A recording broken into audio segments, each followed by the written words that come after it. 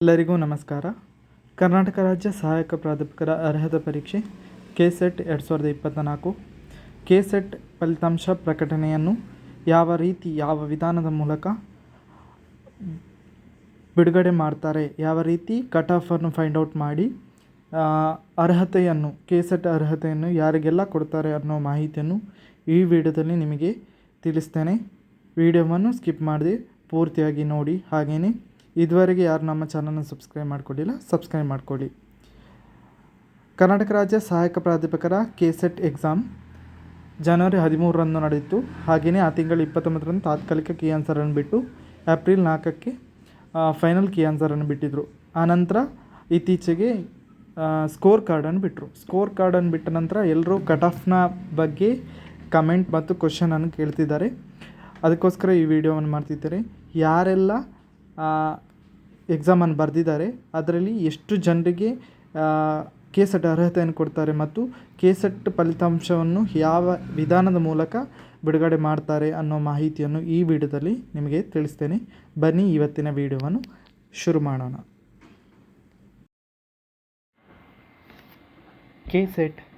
KSET ಪರೀಕ್ಷೆಯ ಫಲಿತಾಂಶ ಪ್ರಕಟಣೆಯ ವಿಧಾನ 2023 ಕೆಸೆಟ್ ಪರೀಕ್ಷೆಯ ನೋಟಿಫಿಕೇಷನಲ್ಲಿ ನಮಗೊಂದು ಯಾವ ರೀತಿ ಫಲಿತಾಂಶ ಪ್ರಕಟಣೆಯನ್ನು ಮಾಡ್ತಾರೆ, ಯಾವ ರೀತಿ ಫಲಿತಾಂಶವನ್ನು ಬಿಡ್ತಾರೆ ಅನ್ನೋ ಮಾಹಿತಿಯನ್ನು ನೋಟಿಫಿಕೇಷನಲ್ಲೇ ಕೊಟ್ಟಿದ್ದಾರೆ. ಈ ಮಾಹಿತಿಯನ್ನು ನಿಮಗೆ ನೀಡಬೇಕು ಅಂತ ವಿಡಿಯೋವನ್ನು ಮಾಡ್ತಿದ್ದೇನೆ. ಇಲ್ಲಿ ಕೆಸೆಟ್ ಪರೀಕ್ಷೆ ಫಲಿತಾಂಶ ವಿಧಾನ ಅಂತ, ಪ್ರಕಟಣೆಯ ವಿಧಾನ ಅಂತ ಕೊಟ್ಟಿದ್ದಾರೆ. Qualifying criteria for UGC NET to be implemented for KSET is as per UGC guidelines or component authority or university are final and binding ಅಂತ ಕೊಟ್ಟಿದ್ದಾರೆ. ಇಲ್ಲಿ ಏನೇ ಹೇಳಿದ್ದಾರೆ ಅಂದರೆ, ಕ್ವಾಲಿಫೈಯಿಂಗ್ ಕ್ರೈಟೀರಿಯಾ ಹೇಗೆ ಫೈಂಡ್ ಔಟ್ ಮಾಡ್ತಾರೆ ಅಂದರೆ, UGC NETಗೆ ಯಾವ ಥರ ಕ್ರೈಟೀರಿಯಾವನ್ನು ಫಾಲೋ ಮಾಡ್ತಾರೆ ಹಾಗೆಯೇ ಕೆಸೆಟ್ಗೆ ಅದನ್ನೇ ಇಂಪ್ಲಿಮೆಂಟ್ ಮಾಡಲಾಗಿದೆ. ಅದು UGC ಪ್ರಕಾರ, UGC ಗೈಡ್ಲೈನ್ಸ್ ಪ್ರಕಾರ ಇರ್ಬೋದು, ಯಾವುದೇ ಕಾಂಪೊನೆಂಟ್ ಅಥಾರಿಟಿ ಆಗಿರ್ಬೋದು ಅಥವಾ university are final and binding ಅಂತ ಇಲ್ಲಿ ಕೊಟ್ಟಿದ್ದಾರೆ. ಸೊ ಅಭ್ಯರ್ಥಿಗಳು ಕೆಸೆಟ್ ಪರೀಕ್ಷೆಯಲ್ಲಿ ಅರ್ಹತೆ ಪಡೆಯಲು ಹಾಗೂ ಫಲಿತಾಂಶ ಪ್ರಕಟಣೆಯ ನಿಯಮ ಮತ್ತು ಹಂತಗಳನ್ನು ಈ ಕೆಳಗೆ ನೀಡಲಾಗಿದೆ.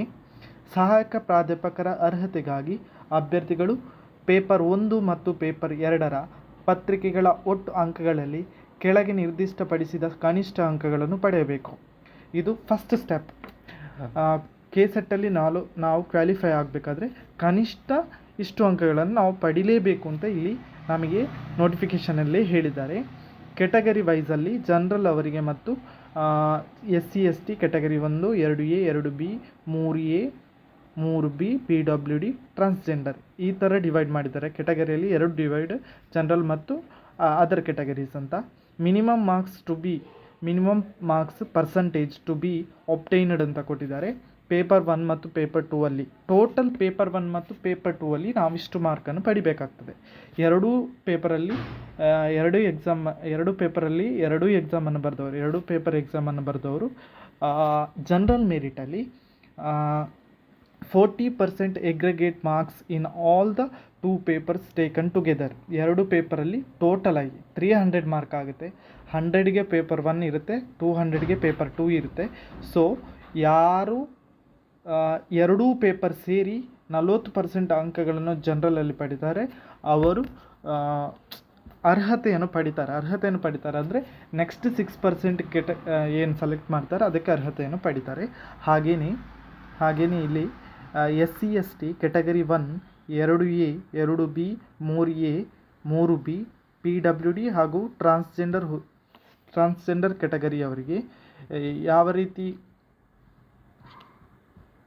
ಕೆಟಗರಿಯವರಿಗೆ 35% aggregate marks in all 2 papers taken together.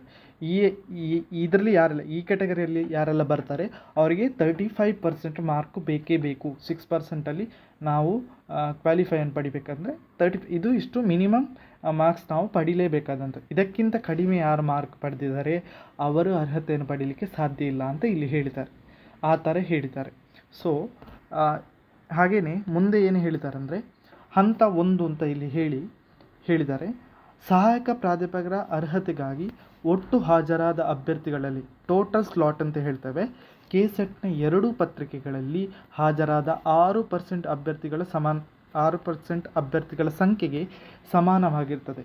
ಈಗ ಅದು ನಮಗೆ ಗೊತ್ತಿರೋ ವಿಷಯ. ಟೋಟಲ್ ಪೇಪರ್ 1 ಮತ್ತು ಪೇಪರ್ 2 ಟೋಟಲ್ ಎಷ್ಟು ಜನ ಎಕ್ಸಾಮ್ ಬರೆದಿದ್ದಾರೆ, ಅದರಲ್ಲಿ 6% ಜನರಿಗೆ ಮಾತ್ರ ಅರ್ಹತೆಯನ್ನು ಕೊಡಲಾಗ್ತದೆ ಅಂತ ಇಲ್ಲಿ ಹೇಳಿದ್ದಾರೆ. ಹಾಗೆಯೇ ಹಂತ 2 ಒದಗಿಸಲಾದ ಒಟ್ಟು ಸ್ಲಾಟ್ಗಳಲ್ಲಿ ಎರಡೂ ಪತ್ರಿಕೆಗಳಲ್ಲಿ ಹಾಜರಾಗಿರಬೇಕು. ಎರಡೂ ಪತ್ರಿಕೆಗಳಲ್ಲಿ ಜನರಲ್ ಪೇಪರ್ ಮತ್ತು ಸಬ್ಜೆಕ್ಟ್ ಪೇಪರ್ ಎರಡೂ ಪೇಪರನ್ನು ನಾವು ಬರೆದಿರಬೇಕು. ಹಂತ 1 ಪೂರ್ಣಗೊಳಿಸಿದ ಅಭ್ಯರ್ಥಿಗಳ ಒಟ್ಟು ಅಂಕಗಳ ಆಧಾರದ ಮೇಲೆ ಅರ್ಹತಾ ಪಟ್ಟಿಯನ್ನು ವಿಷಯವಾರು ಮತ್ತು ಪ್ರವರ್ಗವಾರು ತಯಾರಿಸಲಾಗುತ್ತದೆ. ಈಗ ಅರ್ಹತೆ ಪಟ್ಟಿಯನ್ನು ಹೇಗೆ ತಯಾರು ಮಾಡ್ತಾರೆ ಅಂತ ಹೇಳಿದರೆ, ವಿಷಯ ಮತ್ತು ಸಬ್ಜೆಕ್ಟ್ ಮತ್ತು ಕೆಟಗರಿ ವೈಸ್ ಇಲ್ಲಿ ರೆಡಿ ಮಾಡ್ತಾರೆ. ಸೊ ಸಹಾಯಕ ಪ್ರಾಧ್ಯಾಪಕರ ಅರ್ಹತೆಯನ್ನು ಪರಿಗಣಿಸಬೇಕಾದರೆ ಪತ್ರಿಕೆ 1 ಮತ್ತು ಪತ್ರಿಕೆ 2ರಲ್ಲೂ ಹಾಜರಾಗಿರಬೇಕು. ಜನರಲ್ ಮೆರಿಟ್ ಎರಡೂ ಪತ್ರಿಕೆಗಳಲ್ಲಿ 40% ಅಂಕಗಳು ಮತ್ತು ಮೀಸಲಾತಿ ವ್ಯಾಪ್ತಿಗೆ ಬರುವ ಪರಿಶಿಷ್ಟ ಜಾತಿ, ಪರಿಶಿಷ್ಟ ಪಂಗಡ, ಇತರೆ ಹಿಂದುಳಿದ ವರ್ಗ, ತೃತೀಯ ಲಿಂಗದ ಅಭ್ಯರ್ಥಿಗಳು ಮತ್ತು ವಿಕಲಚೇತನ, ನಾನು ಆಗಲೇ ಹೇಳಿದಾಗೆ SC ST OBC, ಟ್ರಾನ್ಸ್ಜೆಂಡರ್ ಹಾಗೂ PWD ಅಭ್ಯರ್ಥಿಗಳು ಎರಡೂ ಪತ್ರಿಕೆಗಳಲ್ಲಿ 35% ಅಂಕಗಳನ್ನು ಗಳಿಸಿರಬೇಕು. ಅಂತಹ ಅಭ್ಯರ್ಥಿಗಳನ್ನು ಮಾತ್ರ ಅರ್ಹತಾ ಪಟ್ಟಿಗೆ ಪರಿಗಣಿಸಲಾಗ್ತದೆ. ಅಭ್ಯರ್ಥಿಗಳು ಗಳಿಸಿರುವ ಅಂಕಗಳ ಆಧಾರದ ಮೇಲೆ ಮೆರಿಟ್ ಪಟ್ಟಿಯನ್ನು ತಯಾರಿಸಲಾಗ್ತದೆ. UGCಯ ಫಲಿತಾಂಶ ಸೂತ್ರದ ಸ್ಲಾಟ್ಗಳನ್ನು ತಯಾರಿಸಿ ರಾಜ್ಯ ಸರ್ಕಾರದ ಮೀಸಲಾತಿ ನೀತಿಯ ಅನುಸಾರವಾಗಿ ಲೆಕ್ಕಾಚಾರ ಮಾಡಿ ಸಹಾಯಕ ಪ್ರಾಧ್ಯಾಪಕರ ಅರ್ಹತಾ ಫಲಿತಾಂಶವನ್ನು ಪ್ರಕಟಿಸಲಾಗ್ತದೆ. ಇದು ನಮಗೆ ಗೊತ್ತಿದ್ದ ಹಾಗೆ 6% ಕೆಟಗರಿಗೆ ಬರಬೇಕಂದ್ರೆ 35 ಮತ್ತು 40% ಇದು ಕಡ್ಡಾಯವಾಗಿ ನಾವು ಪಡೆದಿರಬೇಕು. ಅದರಲ್ಲಿ ಪಡೆದ ನಂತರ 6%ಗೆ ನಾವು ಹೇಗೆ ಸೆಲೆಕ್ಟ್ ಮಾಡ್ತಾರೆ ಅಂದರೆ, ಗೌರ್ಮೆಂಟ್ ಮೀಸಲಾತಿ ಏನು ಕರ್ನಾಟಕ ರಾಜ್ಯ ಸರ್ಕಾರದ ಮೀಸಲಾತಿ ನಿಯಮ ಅನುಸಾರವಾಗಿ ಮತ್ತು ಫಲಿತಾಂಶ ಸೂತ್ರದ UGCಯಿಂದ ಬಂದಂಥ ಫಲಿತಾಂಶ ಅಂದರೆ ಒಂದು ರಿಸಲ್ಟಿಗೆ ಒಂದು ಸೂತ್ರ ಅಂತ ಇದೆ, ಅಂದರೆ ಒಂದು ಫಾರ್ಮುಲಾ ಇದೆ. ಅದರ ಬೇಸ್ ಮೇಲೆ ಮೆರಿಟ್ ಪಟ್ಟಿಯನ್ನು, ಅರ್ಹತಾ ಪಟ್ಟಿಯನ್ನು ತಯಾರು ಮಾಡ್ತಾರೆ. ಹಾಗೆಯೇ ಇಲ್ಲಿ ಹಂತ 3ರಲ್ಲಿ ಎಂದರೆ ಹಂತ 3 ಅಂತ ಕೊಟ್ಟಿದ್ದಾರೆ. ಹಾಗೆಯೇ ಈ ಮೇಲೆ ತಿಳಿಸಿದ ಪ್ರಕಟಣೆಯ ವಿಧಾನವು ಕೆಸೆಟ್ ನಿಬಂಧನೆಗಳಿಗೆ ಬದ್ಧವಾಗಿರುತ್ತದೆ. ಈ ಸಂಬಂಧ ಕರ್ನಾಟಕ ರಾಜ್ಯ ಪರೀಕ್ಷಾ ಪ್ರಾಧಿಕಾರದ ತೀರ್ಮಾನವೇ ಅಂತಿಮವಾಗಿರುತ್ತದೆ. ಇದನ್ನು ನೋಟಿಸನ್ನು ಇಲ್ಲಿ ಕೊಟ್ಟಿದ್ದಾರೆ. ಹಾಗೆಯೇ ಹಂತ 3ರಲ್ಲಿ UGCಯ ನಿರ್ದೇಶನದ ಪ್ರಕಾರ ಹಾಜರಾಗುವ ಅಭ್ಯರ್ಥಿಗಳಲ್ಲಿ 6% ಅಭ್ಯರ್ಥಿಗಳಿಗೆ ಮಾತ್ರ ಸಹಾಯಕ ಪ್ರಾಧ್ಯಾಪಕರಿಗೆ ಅರ್ಹರು ಎಂದು ಪರಿಗಣಿಸಲಾಗುವುದು. ರಾಜ್ಯದಲ್ಲಿ ಚಾಲ್ತಿಯಲ್ಲಿರುವ ಮೀಸಲಾತಿ ನೀತಿಯನ್ನು ಅನುಸರಿಸಿ ವರ್ಗವಾರು ಸಹಾಯಕ ಪ್ರಾಧ್ಯಾಪಕರ ಅರ್ಹತಾ ಪಟ್ಟಿಯನ್ನು ತಯಾರಿಸಲಾಗುತ್ತೆ. ಈ ಕೆಳಕಂಡ ಸೂತ್ರದ ಪ್ರಕಾರ ವಿಷಯವಾರು ಹಾಗೂ ವರ್ಗವಾರು ಹಂಚಿಕೆ ಮಾಡಲಾಗುವುದು ಅಂತ ತಿಳಿಸಿದ್ದಾರೆ.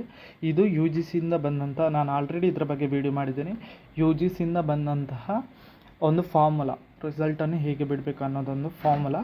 ಇದರ ಬೇಸ್ ಮೇಲೆಯೇ KE ಅವರು ನಮಗೆ 6% ಅರ್ಹತೆಗೆ ಈ ಫಾರ್ಮುಲಾದ ಮೂಲಕ ನಮ್ಮನ್ನು ಆಯ್ಕೆ ಮಾಡ್ತಾರೆ. ಸೊ ಇಲ್ಲಿ ಫಾರ್ಮುಲಾ ಹೇಗಂದರೆ, number of slots in a subject for general unreserved candidates ಹಾಗೆಯೇ is equal to number of general unreserved candidates who have secured 40% or more marks in aggregate in the subject divided by total number of general unreserved candidate who have secured 40% or more marks in aggregate overall subjects into total number of slots available under general unreserved category ಅಂತ.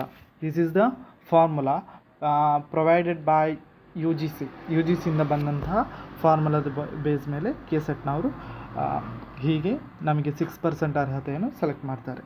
ಹಾಗೆಯೇ ಇಲ್ಲಿ ಆದ್ದರಿಂದ ಈ base ಮೇಲೆ ಮಾಡೋದ್ರಿಂದ online ಅರ್ಜಿ ನಮೂನೆಯಲ್ಲಿ ವರ್ಗವನ್ನು ಸರಿಯಾಗಿ ನಮೂದಿಸಿರಬೇಕು. ಅದು ಆಲ್ರೆಡಿ ನಮಗೆ ಗೊತ್ತಿರುವಂಥ ವಿಷಯ. ಇದು ನಮಗೆ ಕೊಟ್ಟಿದ್ರೆ ಮೇಲಿನ ಅರ್ಹತಾ ಮಾನದಂಡಗಳು ಅಂತಿಮವಾಗಿರ್ತದೆ ಮತ್ತು UGC ನಿಗದಿಪಡಿಸಿದ ನಿಬಂಧನೆಗಳಿಗೆ ಬದ್ಧವಾಗಿರ್ತದೆ ಅನ್ನೋದನ್ನು ನೋಟಿಫಿಕೇಷನಲ್ಲೇ ನಮಗೆ ತಿಳಿಸಿದರು. ಸೊ 6% ಕೆಟಗರಿಗೆ ನಾವು ಆಯ್ಕೆ ಆಗಬೇಕಂದ್ರೆ 35% ಮತ್ತು 40% ನಮಗೆ ಅರ್ಹತೆ ಅಂದರೆ ಮಾರ್ಕ್ಸ್ ಪಡೆದೇ ಇರಬೇಕು. ಯಾರೆಲ್ಲ 35 ಮತ್ತು 40%ಗೆ ಕಡಿಮೆ ಮಾರ್ಕ್ ಪಡೆದಿದ್ದಾರೆ ಅವರಿಗೆ 6%ಗೆ ಬರಲಿಕ್ಕೆ ಸಾಧ್ಯ ಇಲ್ಲ, 6% ಬರೋಕ್ಕೆ ಆಗೋದಿಲ್ಲ. ಯಾರಿಗೆ ಎಬೋವ್ ಮಾರ್ಕ್ಸ್ ಇರುತ್ತೆ ಅವರನ್ನು ಇಲ್ಲಿ ಕನ್ಸಿಡರ್ ಮಾಡಿ 6% ಅರ್ಹತೆಯನ್ನು ಕೊಡ್ತಾರೆ ಅನ್ನೋದು ಮಾಹಿತಿ.